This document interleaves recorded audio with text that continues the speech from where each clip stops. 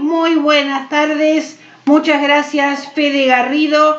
Comenzamos Prohibido Olvidar los martes de 15 a 16 horas, después de Oscar Ortiz y sus 60 minutos.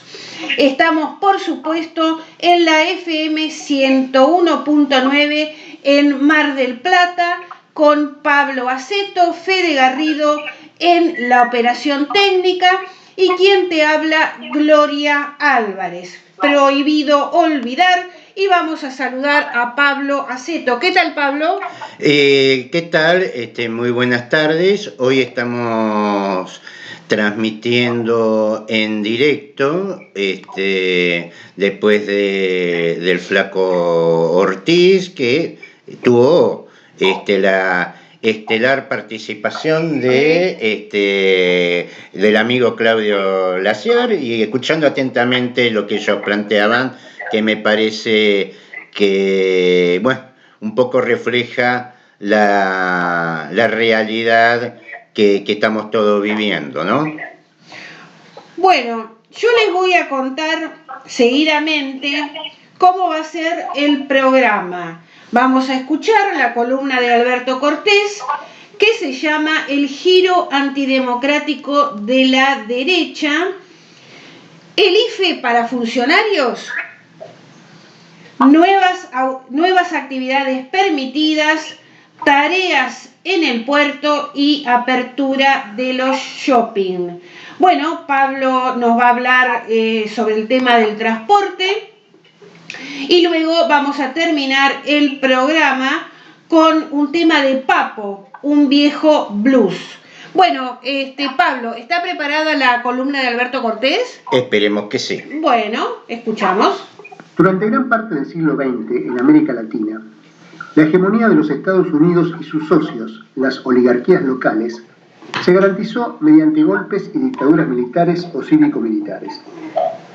En algunos casos, éstas se alternaban con gobiernos de alguna apariencia electiva, pero era obvio que los resultados de esas supuestas elecciones estaban cantados en base a algún golpe de fuerza previo y un fuerte control y condicionamiento del carácter de esos comicios.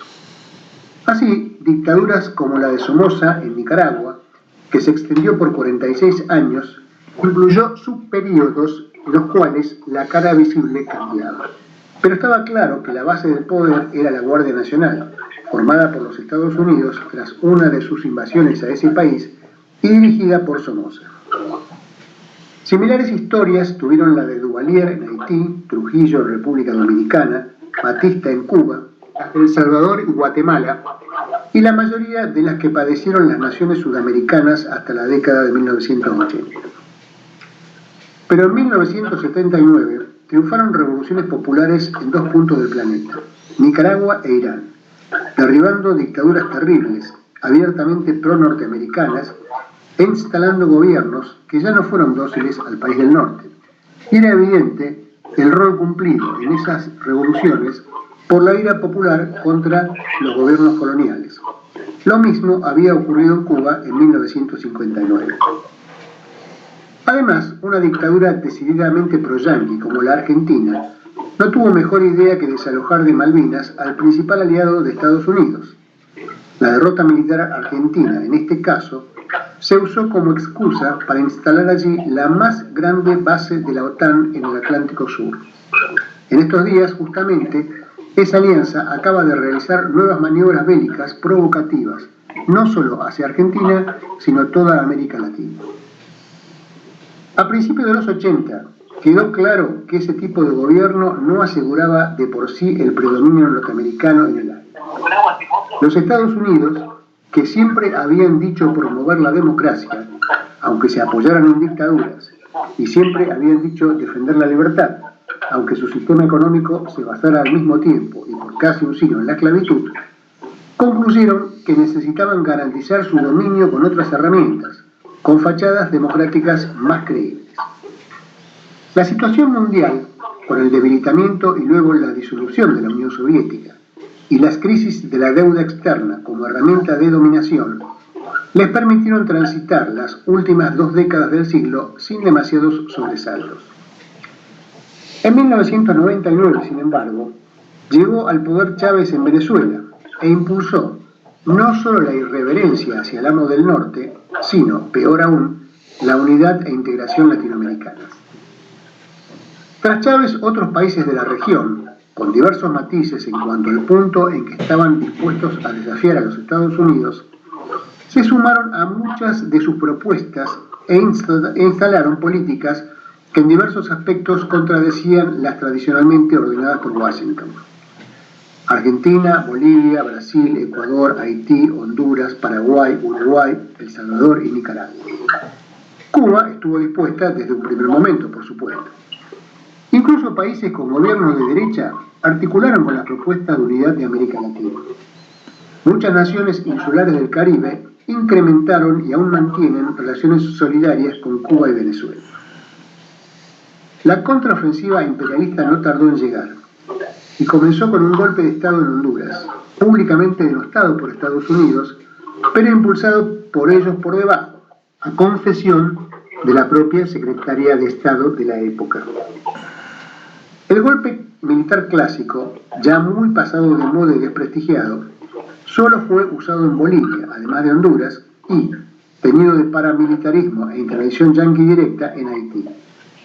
Y aún allí se trató y se trata de evitar que reciba ese nombre y se hable de que en realidad esos presidentes renunciaron. En Brasil y Paraguay, los golpes de Estado fueron parlamentarios judiciales. En Ecuador, la Revolución Ciudadana de Correa ganó las elecciones, pero de inmediato el candidato triunfante, Lenín Moreno, traicionó a sus votantes y las promesas con las que había ganado. Fue preso su vice, leal al mandato popular, y Ecuador se sumó al coro de Washington. Pero los mejores resultados de Estados Unidos y sus socios fueron los que obtuvieron en Argentina 2015 y El Salvador y Uruguay 2019. Allí no hizo falta transgredir abiertamente el orden constitucional, sino que el poder cayó en sus manos con apariencia de total legalidad. Huelga decir que en otros países como Chile, Perú, Colombia, etc., no ha estado en discusión la hegemonía norteamericana en las últimas décadas. En la totalidad de los casos, el rol de cierta gran prensa, supuestamente independiente, pero en realidad ligada ideológica y o económicamente con las oligarquías locales, fue decisivo para desgastar a los gobiernos democráticos y crear las condiciones para golpes o relevos. Contra Cuba, Venezuela y Nicaragua fracasaron todos los intentos, hasta los más violentos, y con mayor poder e ilegalidad económica. De allí el mote de dictaduras que les pone esa misma prensa. Los augurios para los gobiernos traidor de Ecuador y golpista de Bolivia no son buenos. Su carácter corrupto, el contraste con la obra de los gobiernos progresistas que los precedieron, el rechazo popular a las políticas neoliberales que propugnaron y su incapacidad para encarar la pandemia del COVID-19 les impedirían ganar cualquier elección limpia. De allí que el Consejo Nacional Electoral del Ecuador acabe de ilegalizar al partido que representa al correísmo, Fuerza Compromiso Social, e intente consolidar una condena contra el expresidente Rafael Correa para dejarlos fuera de las elecciones de febrero de 2021.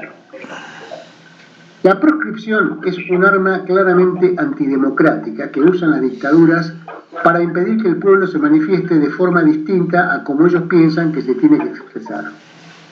En nuestro país las padecimos entre 1955 y 1973 y fue claramente la causa y el origen fundamental de la violencia política argentina de los 70, que no terminó instantáneamente tras el fin de la proscripción, sino que se proyectó inercialmente, alcanzando niveles aún muy superiores.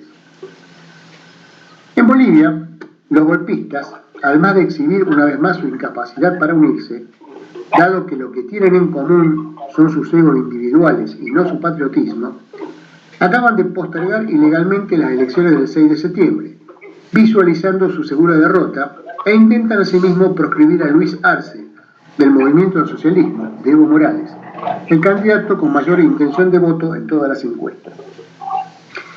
Si le sumamos las tendencias abiertamente fascistas del bolsonarismo en Brasil, el asesinato de decenas de líderes sociales, defensores de derechos humanos y exguerrilleros por grupos paramilitares en Colombia, más otras situaciones análogas en el continente, está claro que la derecha neoliberal está progresivamente dejando de lado los proyectos democratistas y republicanos que había adoptado como fachada desde los 80 y avanzando hacia modalidades claramente negadoras siquiera de cualquier ficción democrática verosímil. Muy bien, hemos escuchado la columna de Alberto Cortés, el giro antidemocrático de la derecha. Bueno, vamos a pasar a otro tema. Alrededor de 52 funcionarios y concejales de Salta cobraron el IFE, Ingreso Familiar de Emergencia. La información surgió producto de la investigación de 3 periodistas salteños que reveló que la mayoría son concejales de pequeñas localidades. Un intendente y un diputado fueron rechazados. La investigación fue hecha por Alexis Miranda, Emiliano Frascaroli y Agustín Poma. Concejales, intendentes y legisladores tramitaron el IFE y posteriormente lo cobraron. En Salta se beneficiaron más de 300.000 salteños con el IFE, cuyo tercer pago se inicia el próximo 10 de agosto. El periodista Alexis Miranda dijo que algunos de los identificados manifestaron que son objeto de persecución política. Después de la nota hay un listado de todos los funcionarios con nombre y apellido, donde se ve que pertenecen a distintos partidos políticos. Muchas personas se anotaron para cobrar el IFE, fueron rechazados y realmente están en una situación delicada y vulnerable. Y estos funcionarios cometieron un delito y dicen ser perseguidos políticos. La política es para solucionarle los problemas a la gente, para mejorar su calidad de vida, no para solucionar un problema económico o para enriquecerse. Además de la investigación de los periodistas, surge que muchos de los sueldos de los ediles no estarían registrados. Por eso los sistemas de AFIP y ANSES no detectaron ninguna irregularidad al momento de aprobar la ayuda. Bueno, esta investigación de estos periodistas, la verdad que para estos funcionarios que han cometido un delito, porque esta ayuda no es para políticos ni para funcionarios, supongo que ya habrán firmado su renuncia. Sí, los habrán sacado de contexto, capaz. Pues, enseguida son o sacados de contexto o perseguidos políticos, son chantas. Esta es la clara definición, ¿no? No hay mucho más que perseguidos políticos, por favor. Te digo, y además se vio a uno de los concejales en la cola para cobrar el IFE y ahí obviamente fue denunciado, pero son 52 personas, 52 funcionarios, entre concejales, intendentes, y hubo algunos que se registraron pero que no lo pudieron cobrar. Claro, bueno. Esos más perseguidos todavía. Bueno, realmente una vergüenza. Una vergüenza. Yo supongo que ya habrán renunciado. No creo. Bueno, Montenegro habilitó el servicio nocturno de la gastronomía y la apertura de los shopping Los bares y cervecerías podrán funcionar hasta las 24 horas. Se amplió el horario para realizar actividad física al aire libre y se determinó la realización de ceremonias religiosas de hasta 10 personas. Montenegro firmó el decreto que autoriza a cafés, bares y restaurantes a abrir hasta la medianoche. Actualmente, sí, mañana estaría abierto el shopping peatonal. Mañana abre el shopping peatonal, sí, como lo dijo Ortiz, a partir de las 11 creo, ¿no? A manera de galería. Sí, exactamente, como galería. La gastronomía todavía no va a estar presente, pero ya va a estar con sus puertas abiertas. Bien, el ingreso de personas en los restaurantes es hasta las 23. También se autorizó la apertura de los shopping en formato galería, es decir, no van a funcionar los cines, ni baños, patios de comida, no a los estacionamientos, ni café, ni juego para chicos. Otra aprobación fue la actividad física al aire libre. Al horario diurno de 6 a 9 se le sumó una franja nocturna desde este martes, desde las 19 hasta las 24 horas. Se otorgó permiso también para las pruebas en autódromos y circuitos de deporte motor sin competencia y la actividad náutica deportiva y navegación recreativa. También quedaron autorizadas la realización de ceremonias religiosas, como ya dijimos, de hasta 10 personas y turnos de 20 minutos para la permanencia, respetando las medidas de distanciamiento, uso de barbijo y control de temperatura. Continúan prohibidas las misas, bautismos, casamientos y comuniones. También se concretó la vuelta del Consejo Nacional de Investigaciones Científicas y Técnicas, CONICET, agencias de viajes y turismo, musicoterapia, pochocleros, acompañantes terapéuticos, colegio de odontólogos, adiestramiento canino, salas de ensayo, estudios de grabación y clases individuales de música, espacios culturales y escénicos. En ninguno de los casos, las actividades podrán operar mediante utilización del transporte público de pasajeros y considerar las limitaciones para los grupos de riesgo. Todos estos permisos, todas estas nuevas actividades que se incorporaron, fue después que la provincia ayer ratificara a General Pueyrredón en la fase 4. Arrancaron las tareas de desguace de buques inactivos en el puerto. Se estima que hay alrededor de 52 embarcaciones de este tipo que ocupan el 30% que tiene la estación marítima para el amarre.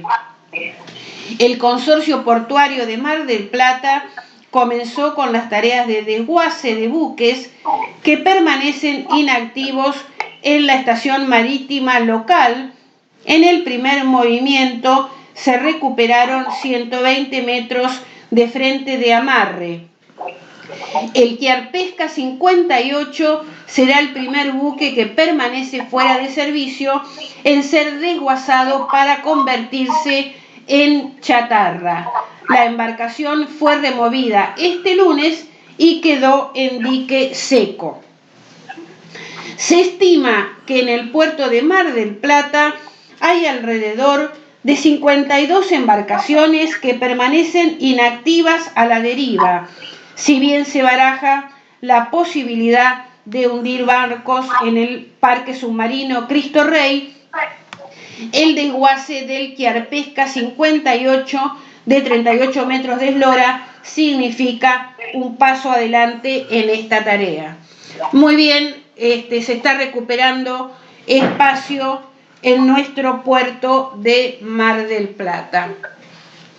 Bien, Pablo, si te parece, pasamos a tu columna de hoy que se trata del transporte colectivo de pasajeros. Mira, un poco, y usando de referencia los últimos hechos relacionados con el aumento del boleto y todo eso, Sí. En realidad voy a buscar otra, digamos, utilizando esto como excusa, o no es excusa, sino este hecho ha dejado en relevancia ciertas cuestiones que preocupan, que no son de ahora, pero que realmente pone en un grado de indefección al ciudadano enorme, que es el caso de cómo se movió con este tema del aumento del boleto de colectivo el Consejo Deliberante. Exactamente. El Consejo Deliberante, donde está integrado por lo menos los partidos que recibieron más votos, es decir, el Ejecutivo está a cargo del que más votos sacó, pero también está representada las distintas minorías en el Consejo Deliberante. Minorías que se supone con intereses distintos, con visiones distintas, y que eso tendría que estar representada en el Consejo Deliberante. Más en estos tiempos, donde muchos se desgarran las vestiduras hablando de las instituciones. Bueno, las instituciones no es un cuadrito colgado en la pared, tiene un funcionamiento y tiene un objetivo, una razón de ser. Vamos a buscar un poco en la historia los fundamentos de lo que son estos sistemas legislativos. No vamos a ir lejos, allá por el 490 a.C. están los relatos de Tito Livio, donde nos cuenta todo lo que es la historia de la República Romana, desde lo que fue la caída de los 7 reyes, el fin de la monarquía en Roma y el comienzo de la República, que empieza, no lo vamos a desarrollar hoy, pero un hecho icónico que fue la violación de Lucrecia. Esto genera todo un movimiento político y se termina la monarquía en Roma y empieza la república. Una república que no era exactamente un baño de justicia para todos sus ciudadanos, sí fue un avance en relación a lo que era la monarquía. Tito Livio cuenta un hecho que si lo tuviéramos Tito Livio ahora, no estaría hablando de la cuarentena. La mayoría del ejército estaba formado, estamos hablando en esa época, por el 494 a.C., por campesinos soldados. Sí.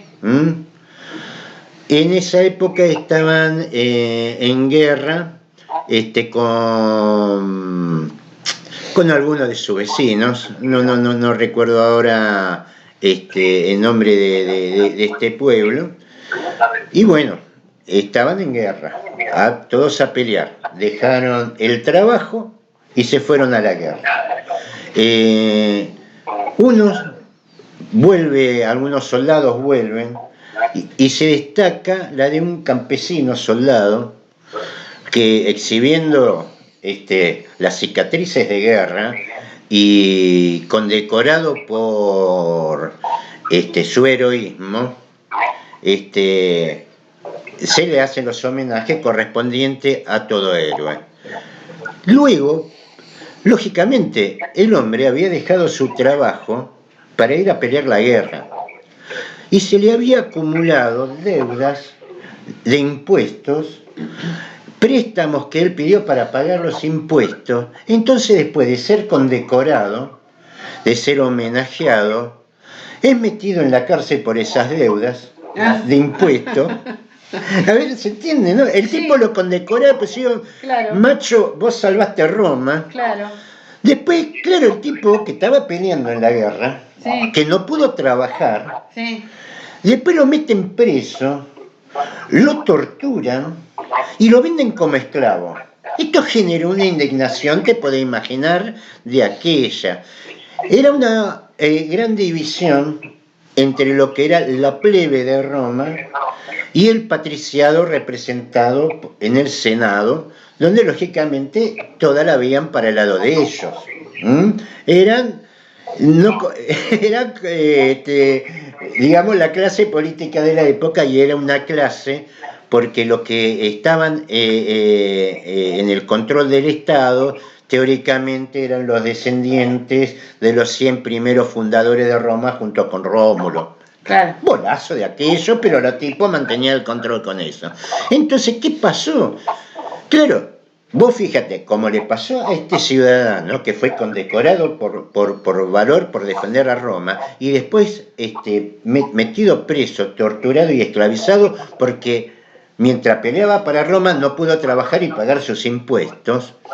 Esto generó una gran revuelta que fue justamente en esos años, y lo relata Tito Livio, donde toda la plebe hace una protesta, se van al Monte Sacro, no generan disturbios ni nada, agarran y se van todos para el Monte Sacro. Lógicamente, estaba Roma en guerra, y la mayoría de los soldados, lo que ponían el cuerpo, eran de la plebe, porque eran los famosos campesinos soldados. Claro. La mayoría del ejército eran ellos. Entonces, ante esa situación, logran, el pueblo se llamaba Volsko, con los que estaban en guerra en ese momento.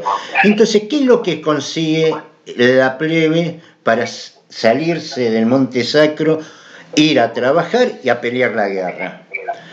Consiguen una institución que son los tribunos, es decir, los representantes de ellos en el Estado. Estos tribunos tenían la capacidad de vetar todas las leyes, todas las reglas que fueran en contra de los ciudadanos representados en la plebe. A eso se dedicaban. No, los tribunos serían como una especie de diputados de ahora. Serían los diputados de ahora. Claro. O los concejales. Claro. No, por lo común los concejales dicen curules, y en realidad el curul son juristas, son jueces en el esquema de la República Romana. Pero bueno, esa es otra historia. Este hecho de llevar y esclavizar, castigar y encarcelar a un héroe porque mientras estaba peleando no podía pagar los impuestos, generaron entre esta situación, aparecieron los tribunos, que eran los representantes del pueblo, de la plebe, de los plebeyos. Esto sin duda no terminó con todas las desigualdades, pero sí generó todo un movimiento que, mira, tardaron 200 años en lo que se llamó la Lex Hortensia, donde todos los ciudadanos romanos tenían igualdad de derecho. Ahora, esa igualdad de derecho, ¿cómo se cristalizaba, cómo se materializaba? A través de las instituciones de la República. Estaban los senadores, que representaban el patriciado romano, y estaban los tribunos, que fue la institución que borraron cuando Roma empezó a ser imperio, y lo primero que barrieron fueron a los representantes de la plebe, pero ya los derechos de los ciudadanos ya estaban consagrados. Esto hay que reconocerlo. Ahora, este es el tema de las instituciones. ¿De qué me sirve a mí una institución que en vez de cumplir el rol que tiene que cumplir, termina delegando al intendente el aumento, por ejemplo, en este caso, del boleto del transporte colectivo? La semana pasada lo dijimos, que independientemente del resultado, me parecía bien, lo había dicho a título personal, que por lo menos fueran los concejales los que tomaran la decisión. Los que pusieran la cara, dijiste. Los que pusieran la cara, ni eso. No, ni eso hicieron. Ni eso. Ahora yo pregunto, ponele el que votó a Montenegro se sentirá reflejado en sus intereses, protegido en sus intereses con el aumento del transporte colectivo, porque si vos votás a Juntos por el Cambio, ellos siempre van a estar a favor del sector empresarial, esto es claro. Ahora, la gente que votó, por ejemplo, Acción Marplatense, donde los dos concejales de ellos debieron representarlos en debate en el Consejo Deliberante. No, ¿cómo terminó todo? Terminó en un gran circo donde hubo grandes discursos, por decir algo, incluso están grabados, pero todo terminó en una jugada de la misma forma que terminó con Arroyo, con Pulti, con Daniel Katz, y no me acuerdo si también con Aprile, creo que no, creo que con Katz empiezan a delegar el Consejo Deliberante su facultad indelegable, porque son ellos los que tienen que defender los intereses del ciudadano y de quienes lo votaron, a favor de la decisión unipersonal del intendente. Digamos, y hablo en este caso de Juntos por el Cambio, porque son los que están gobernando en Mar del Plata. Lo mismo hicieron a nivel provincial y nacional, con esta delegación de facultades, donde, a ver, por acelerar, con lo que cobra un concejal, con lo que cobra un diputado provincial, con lo que cobra un legislador nacional, bien puede trabajar sábado y domingo para acelerar las cosas.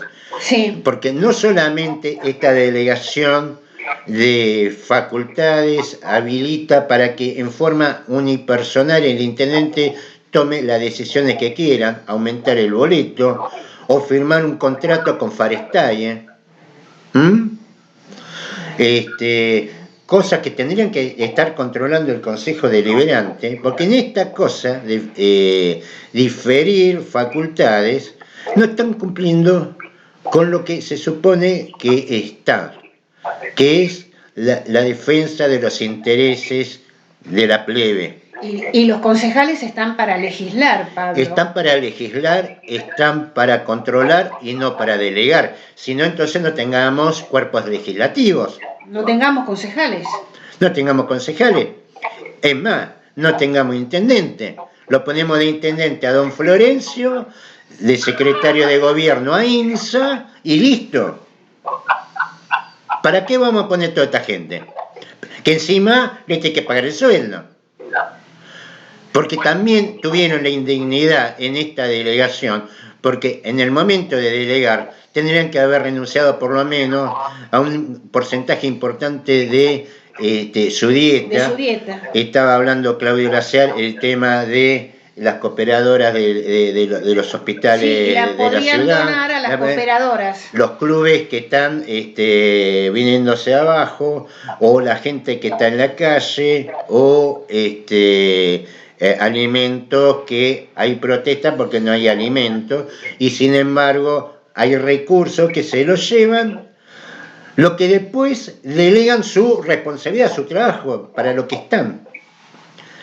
Esto es lo que también deja puesto a la luz este tema del aumento del boleto de colectivo. Hemos discutido muchas veces sobre este tema, el tema del transporte puntualmente, pero evidentemente, si no hay apego, no hay responsabilidad y no hay un verdadero creer en las instituciones, que vos estás ahí no para cobrar un sueldo y que cuando las papas queman, tirá la pelota para la tribuna, esto no funciona. Están ahí para defender a los que lo votaron y ni siquiera eso hacen. Mira, ese resultado que se vino dando ya desde hace varias gestiones. Algunos concejales son siempre lo mismo, sí, sí. Algunos cambian, pero siempre en el tema, por ejemplo, del transporte, ¿por qué razón delegan al intendente? ¿Y ellos para qué están ahí? A ver, el tipo que votó Acción Marplatense. Yo no sé si está conforme con que se haya delegado las cuestiones, las decisiones a Montenegro. Claro. También vamos a decir que Frente para Todo, y en su momento Frente para la Victoria, hacía lo mismo con Pulti, porque acá las jugadas cambian, las posiciones cambian, rotan los jugadores, pero los intereses que se defienden son siempre los mismos. ¿Y a Arroyo no le delegaron también? Le delegaron también, él fue el que más se resistió, pero se lo terminaron delegando. Sí. Y después terminó Por el mismo tema, prorrogando la concesión. Esta gente que no nos representa, porque delegan constantemente lo que es su responsabilidad, es la que nos quieren poner, nos quieren llevar a una nueva concesión de 15 años con los mismos empresarios del transporte. Sí. ¿Viste? Esto que después te dicen no, porque el nuevo pliego va a controlar. No controlan nada. Ninguna privatizada está teniendo control de ningún organismo del Estado. Y esto seamos claros. O esto se rompe en su núcleo, en su modelo de gestión, o la corrupción continúa. ¿Por qué? Porque la política es incapaz de controlar una privatizada. Llámese distribuidora de electricidad, de gas, petroleras, mineras, transporte público o basura. No lo controlan. Esto también significa que nos estamos equivocando al votar, porque ninguna de esta gente, y lo recuerdo, no llega al Consejo Deliberante, no llega a ser intendente, no llega a ser diputado provincial o nacional por sorteo. Los elegimos. Entonces, estas cosas hay que recordarlas. Bueno, vamos a hablar un poquito breve del Foro de Transporte, que propone la aplicación de la ordenanza 6979/87, que crea la Sociedad de Estado Mar del Plata Transporte Colectivo de Pasajeros para el desarrollo del partido de General Pueyrredón. Los empresarios solo piensan en sus ganancias. Y fíjate, Pablo, que los dos temas que normalmente tocan la mayoría de los concejales son los nuevos pliegos de concesión, claro, y los subsidios. ¿Por qué? En esta idea de capitalismo berreta, el Estado tiene que salir a subsidiar la rentabilidad de los empresarios. Se supone que las privatizaciones en general venían a achicar el gasto del Estado, venía a traer eficiencia, venía a traer transparencia. Ni transparencia, ni eficiencia, ni achique de costo del Estado, porque tiene que salir a subsidiarles todo. Y encima te truchan los datos del gasoil, recorridos, choferes fantasma y demás cosas. Es claro que esto es una clara connivencia con el sector de poder político, que solo lo rompe el ciudadano. Es el ciudadano el que tiene que salir a romper esto. No puede seguir avalando cosas como un intendente hablando de que lo sacaron del contexto cuando decía que protegía la falopa que se vendía de las ambulancias de la municipalidad, o gente que le delega poderes que no corresponden al intendente y te termina firmando un convenio con una bioquímica privada y pagando lo que por estamento del Estado tendría que ser gratis. Todas estas cosas las termina el ciudadano con el voto. Y en esto hay que tener en claro lo que se quiere y lo que se pretende. Después hablamos de derechas e izquierdas, si quieren, pero acá estamos hablando de una cuestión moral, en una cuestión ética. Esto no puede seguir así, no podemos seguir en manos de gente que se supone que nos representa, pero después termina delegando en otro su representatividad. Y en esto, los que hablan tanto de las instituciones de la República, la verdad que están defraudando hasta su propio discurso.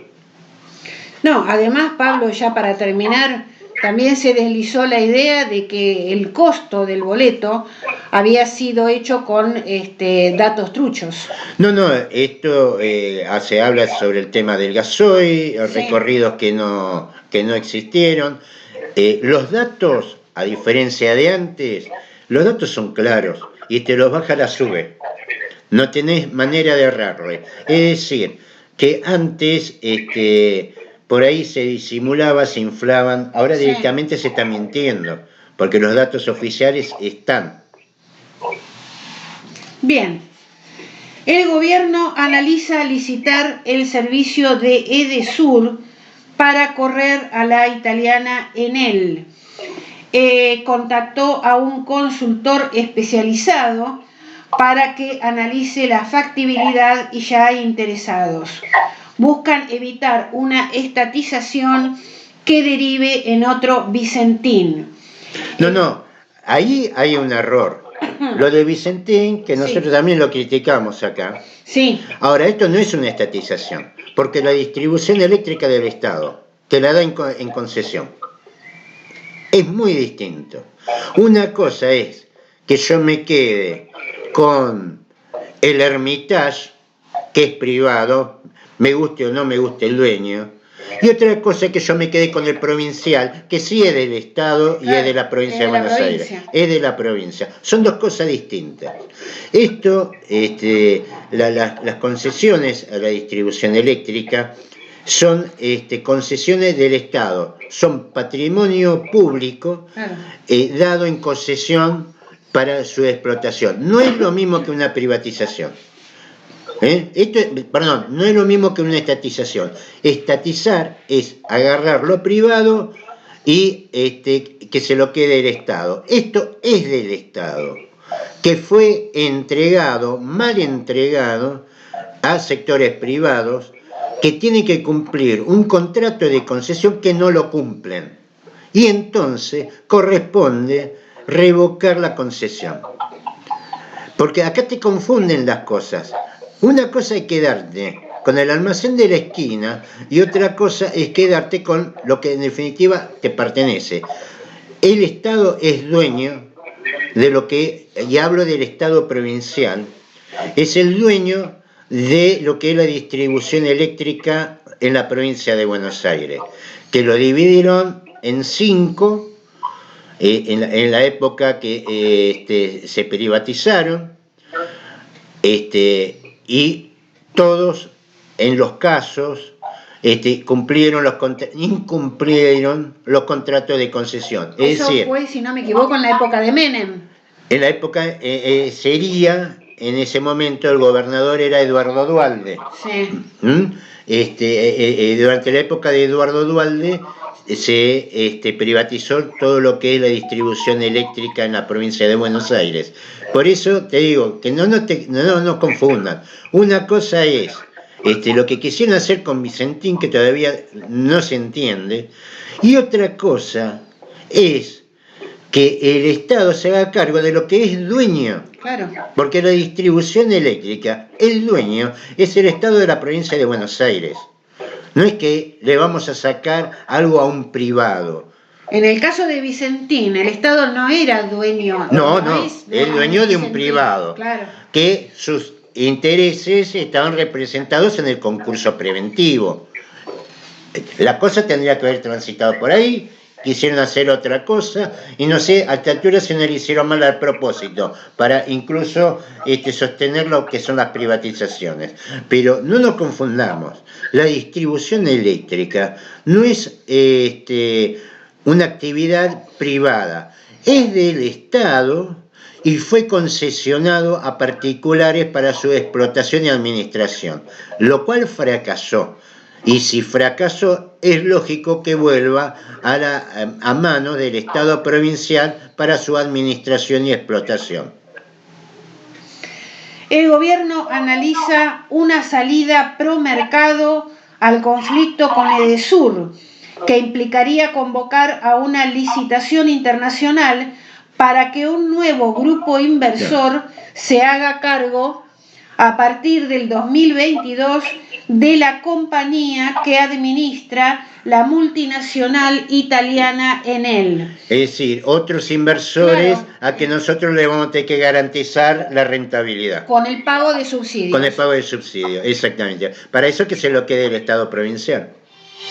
Termina el periodo de gestión y se abre nuevamente el paquete mayoritario.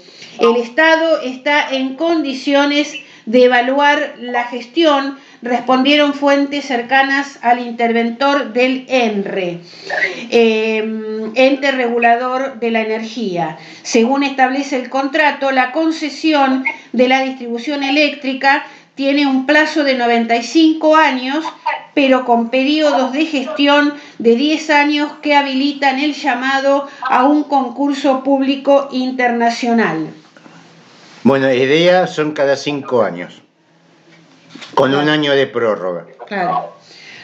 Edesur hoy está controlada por la multinacional italiana Enel, que desencantada con los vaivenes de la Argentina ha concentrado su mirada para la región en Brasil, donde se quedó con la red eléctrica de San Pablo.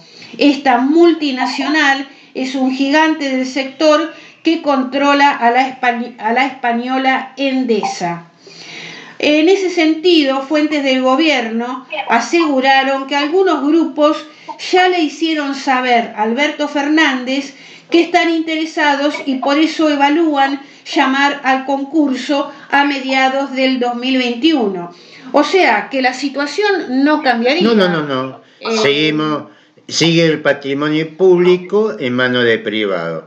Ahora, vos fíjate, el gobierno... patrimonio nuestro, nuestros recursos, entregándoselos a empresas generalmente extranjeras. Pero vos fíjate, el gobierno por un lado impulsó y se quedó en el camino una cerealera y entrega la distribución eléctrica. Es un disparate. Es un disparate, sí. ¿Viste? Es el mundo al revés esto.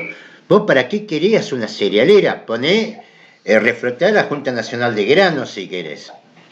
Ahora, quedarte con una cerealera y por otro lado entregar recursos, los hidrocarburos, la distribución de la electricidad, la generación de electricidad. ¿Cómo se entiende esto? La idea principal es que la jugada sirva a modo de presión para que los actuales controlantes de Edesur aumenten las inversiones y de ver una respuesta favorable en otras empresas. Están asustadísimos. Sí, avanzar con la licitación. Están asustadísimos. Es la alternativa menos traumática y digerible para evitar otro Vicentín. Claro, vos explicaste recién que no es lo mismo. No es lo mismo. Vicentín es una empresa privada y la distribución eléctrica de la provincia dada en concesión. Esto es así de sencillo. Ante la ofensiva de los intendentes del sur del conurbano, un sector que quiere quitarle la concesión, un sector del kirchnerismo mandó a medir cuál sería el impacto en la opinión pública de una estatización. Para avanzar en este sentido, también se debería establecer el régimen y el cuadro tarifario de los siguientes 5 años, que para despertar el interés privado tendrán que tener una normalización de los precios. Si no considero el costo de recuperación de capital de los activos en la tarifa, les saco la responsabilidad de invertir. Con la normativa de emergencia del 2002 se fue liberando a los distribuidores de las obligaciones que tenían, que incluían la contratación de generación y las inversiones necesarias para el correcto suministro. O sea, es más o menos así. Si yo no tengo la tarifa que quiero, no invierto. Entonces que se la quede el Estado. Entonces, si el Estado tiene que invertir en subsidio y en obra, a ver, la obra de gas está ahí parada porque el Estado no tiene plata, ahora no la está terminando la multinacional Camusi. La tiene que hacer el Estado. Entonces tenemos el Estado que hace las inversiones, después vienen estos sectores privados, todos, mayoría empresas extranjeras, Claro. te ponen la garita y te cobran el peaje. Es un capitalismo bárbaro es esto. ¿Por qué no me dejan a mí ser empresario de la electricidad? Procesaron a Dietrich por el escándalo de los peajes. El Bueno, juez, ahí tenemos. sí, el juez federal Rodolfo Canicova Corral procesó sin prisión preventiva a Guillermo Dietrich por supuesta administración fraudulenta en la causa que investiga delitos cometidos en la renegociación de la concesión de peajes en los accesos norte y oeste que habría beneficiado a una empresa ligada a la familia Macri.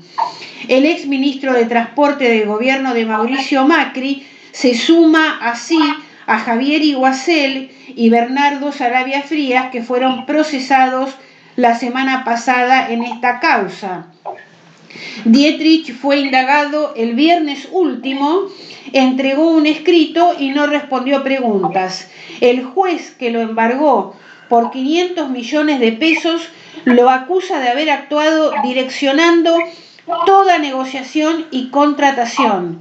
El encausado cumplía una función pública y como tal su principal y exclusivo objetivo debió ser proteger los intereses y las arcas del Estado.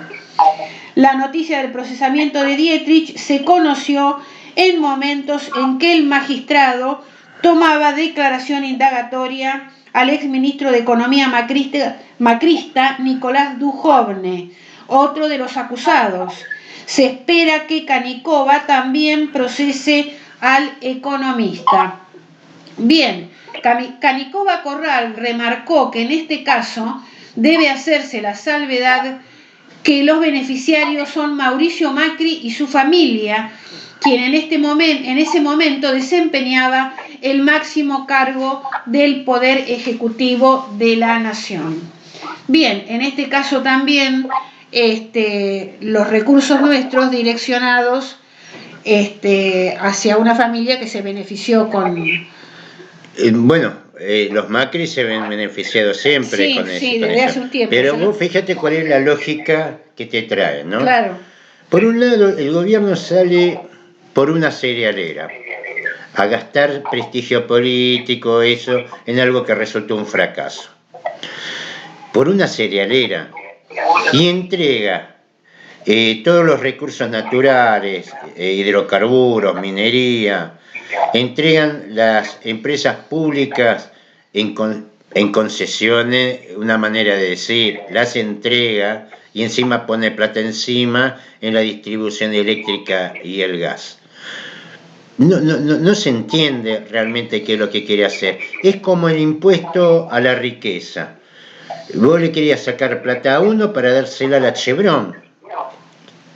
Esta es la inconsistencia de lo que se está discutiendo, de esta gente que evidentemente a nosotros no nos tienen en cuenta porque están mirando para otro lado, la plata va de un lado para el otro, a la gente no le llega y la gente se tiene que aguantar una IFE, hacer un trámite por un crédito tasa cero que es casi un milagro que salga, y por otro lado tener funcionarios públicos cobrándote Claro. los beneficios sociales. Exactamente. Digamos, Cuando tanta gente le rechazaron el IFE, que realmente lo necesitaba. Y sostenemos empresas extranjeras en todos los rubros y vivos también de todos los partidos.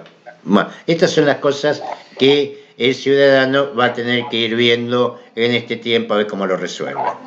Bueno, nosotros nos estamos despidiendo, estamos terminando Prohibido Olvidar hasta el martes que viene de 15 a 16 horas después del señor Oscar Ortiz y nos vamos a ir escuchando a Papo, un viejo blue. Hasta el martes que viene. Nos vemos.